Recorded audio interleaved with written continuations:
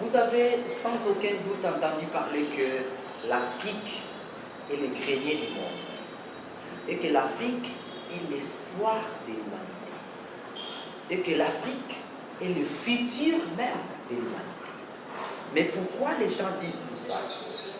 Vous pensez que c'est pour rien? Non, il y a des études qui ont été faites et menées pour prouver que l'Afrique, ton continent, mon continent, peut nourrir et protéger le monde entier.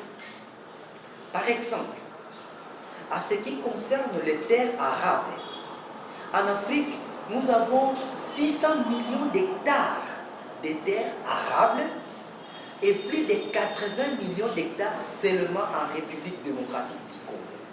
Ce qui fait que si tous ces 600 millions d'hectares est cultivé, on ne parlera plus de la faim dans le monde. Parlons des ressources naturelles.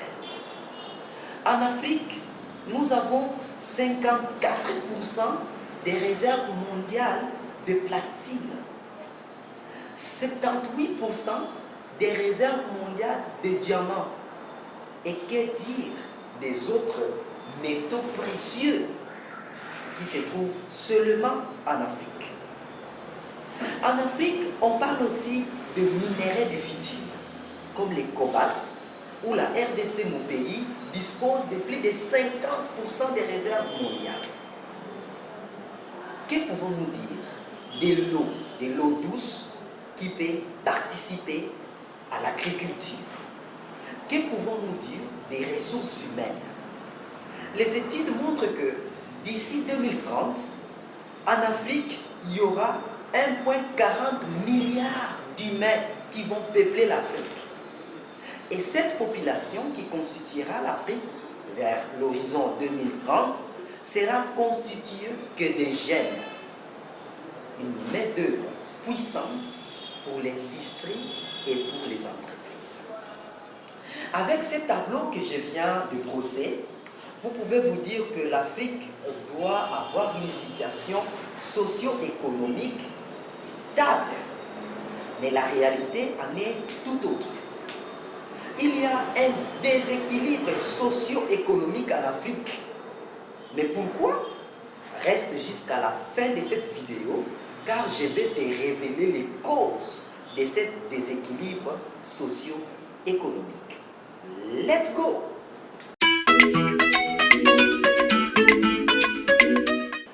Salut à toi, bienvenue sur ma chaîne Afro Business Info. Moi c'est José Mouchi. Si je te parle de gestion des finances, si je te parle d'entrepreneuriat, si je te parle de business, si je te parle d'état d'esprit d'entrepreneur, c'est parce qu'avec toutes ces notions que nous pouvons développer notre communauté. Et si tu es intéressé par ces sujets, tu es au bon endroit. Abonne-toi sur cette chaîne et partage les vidéos. Active les cloches de notification pour ne pas manquer nos vidéos pépites comme celle-ci. Comment expliquer les déséquilibres socio-économiques en Afrique?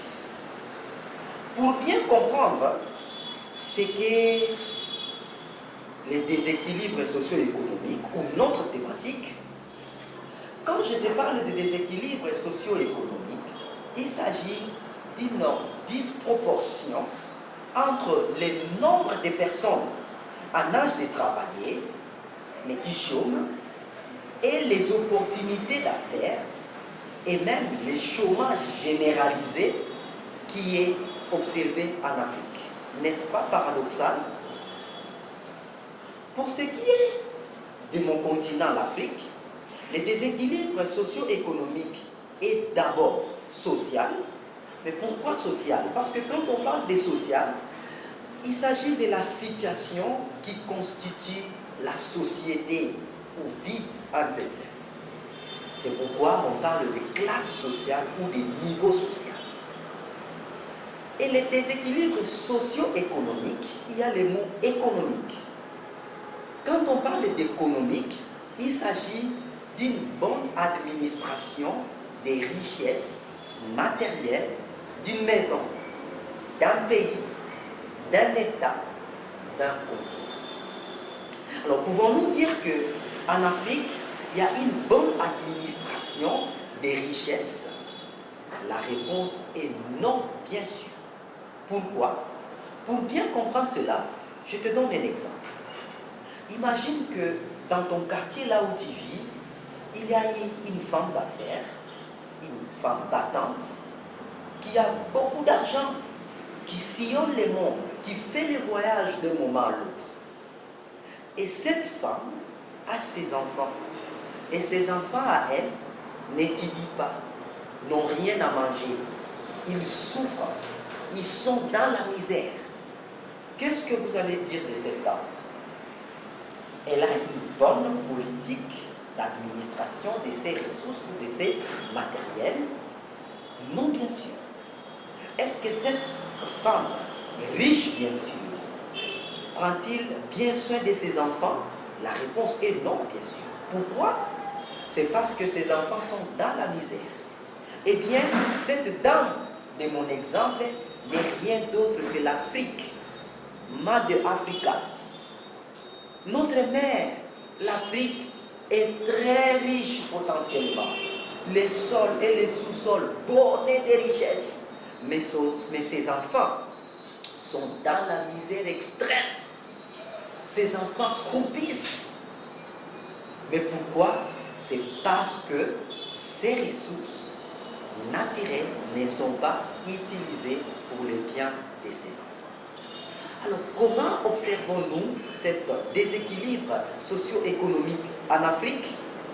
Cet déséquilibre socio-économique est remarquable dans le sens que le nombre de diplômés qui sortent des universités, qui sortent des institutions supérieures, sont très élevés par rapport au nombre d'emplois ou de postes vacants qui existent dans nos pays.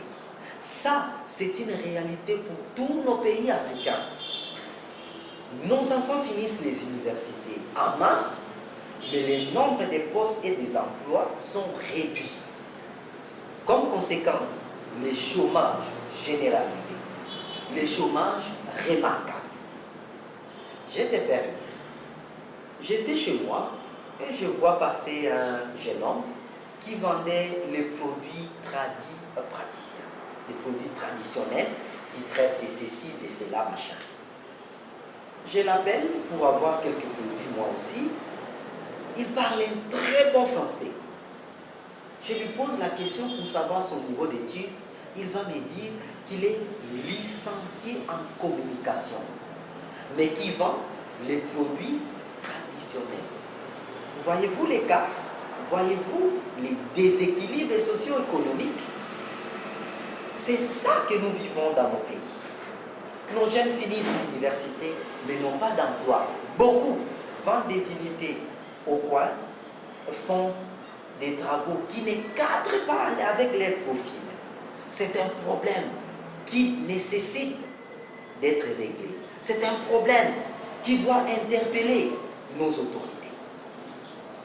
Alors, moi, de ma part, j'ai 4 propositions à faire pour pallier à cet déséquilibre socio-économique que nous observons en Afrique. La première, je vais m'adresser à tous ceux qui nous gouvernent, ceux qui ont une parcelle d'autorité. Chères autorités, créez des conditions favorables pour promouvoir l'investissement en vue de booster le développement socio-économique. Chers dirigeants, créez et mettez en place des banques d'investissement, des microfinances, des banques de développement pour aider les jeunes entrepreneurs qui ont des idées à prendre les crédits dans ces banques et mettre sur pied leurs projets. Qui sait s'ils vont créer des entreprises et ces entreprises qui embaucheront les universitaires qui sortent de nos universités et cela va baisser ou diminuer le chômage. Aux jeunes Africains, hommes et femmes, je vous demande de saisir les opportunités d'affaires en créant les entreprises. Enlevez dans vos têtes que travailler, il faut seulement être embauché dans l'administration publique ou dans une entreprise existante. Non. Vous pouvez créer les entreprises ou racheter les entreprises existantes. Que les jeunes entrepreneurs se donnent au fond. Ces dernières années, ces derniers temps, beaucoup parlent d'entrepreneuriat. Beaucoup parlent de jeunes entrepreneurs. Mais que cela ne soit pas un simple slogan, mais en réalité, et du côté du gouvernement, et du côté des gouvernants, et du côté des gouvernés, que nous tous, on se donne pour que l'entrepreneuriat des jeunes devienne une réalité. Que les jeunes africains créent des entreprises et des sociétés et embauchent leurs frères et sœurs pour baisser ou diminuer les chômages. Je les répète, chers jeunes, arrêtons de croire que travailler, c'est seulement parvenir à être embauché dans une entreprise ou dans l'administration publique. Pourtant, il nous faut changer de race et appartenir désormais à la race rare des entrepreneurs. Plutôt que de demeurer un quémandeur d'emploi, nous pouvons devenir des créateurs d'emplois. Soit en créant une entreprise, soit en rachetant une entreprise qui existe déjà. Je suis confiant que maintenant, la façon de penser des jeunes africains est différente de nos pères et de nos grands-pères. Nous pensons plutôt entrepreneuriat maintenant. Et quand on parle d'entrepreneuriat, nous voyons derrière le mot entreprise que les jeunes entrepreneurs, les jeunes africains puissent aller de l'avant au point de créer des entreprises et ainsi absorber le chômage qui existe dans nos pays. Nous croyons qu'avec la lyre où les jeunes parlent d'entrepreneuriat, les idées business qu'ils ont, cela les aidera beaucoup à aller de l'avant et à créer des entreprises pour aider les jeunes à avoir du travail. Je suis convaincu que si tout le monde, chacun de son côté, avec l'idée qu'il a, pense à créer quelque chose, dans 5 ans, dans 10 ans, dans 20 ans, nous aurons des entreprises propres aux jeunes Africains et adaptées aux réalités africaines. Si tu as aimé cette vidéo, je t'invite à liker cette vidéo, à partager cette vidéo pour faire grandir rapidement notre communauté. Pour moi, je te dis à très bientôt pour une nouvelle vidéo.